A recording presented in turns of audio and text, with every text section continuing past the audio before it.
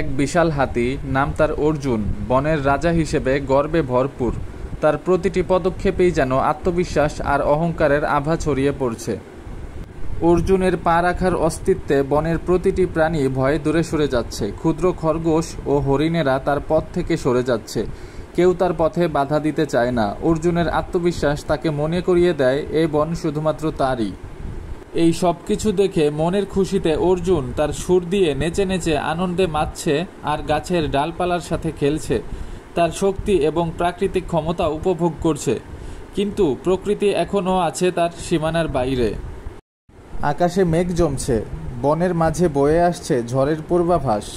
অর্জুন আকাশের দিকে তাকিয়ে ভাবছে আর বুঝতে পারছে বনবাসীদের দিকে এবার চোখ রাখার সময় এসেছে।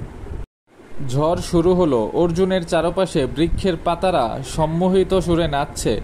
বৃষ্টি শুরু হতে না হতেই তার শক্তি পরীক্ষায় নেমে পড়ল। অর্জুন এই প্রাকৃতিক বিপর্যয়ের মাঝে তার শক্তি প্রদর্শন করল। হঠাৎ করেই বিদ্যুতের চমকে এক বিরাট শাখা খসে পড়ল এবং অর্জুন আটকে গেল। এই মুহূর্তটি তাকে চমকে দিল। যে পশুরা তাকে ভয় পেত তারাই এখন তার জন্য সহযোগিতায় আসছে। বনের ক্ষুদ্র প্রাণীরা ভয়ে নয়, বরং সহযোগিতার আহ্বানে এগিয়ে আসছে। অর্জুন বুঝতে পেরেছে যে প্রকৃতির সঙ্গে যুদ্ধ নয়, বরং সকলের সঙ্গে মিলেমিশে শান্তিতে থাকার প্রয়োজনীয়তা। সমস্ত প্রাণীরা মিলে অর্জুনকে মুক্ত করল। তার মুক্তির সাথে সাথে উদীয়মান সূর্যের আলো যেন জানিয়ে দিল সব ভয় আর অহংকার ভুলে প্রকৃতির অংশ হতে চাওয়া। অর্জুন এখন বুঝতে পেরেছে সহমর্মিতা ও বন্ধুত্ব কি বোঝায়। সে তার বন্ধুদের প্রতি কৃতজ্ঞতা প্রকাশ করল আর নতুন দৃষ্টিতে জীবনযাপন করতে লাগলো।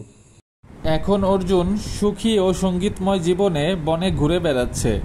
বন্যা ও শান্তির মুখোমুখি হতে পারলেই প্রকৃতির সাথে আসল বন্ধন স্থাপন করা যায়।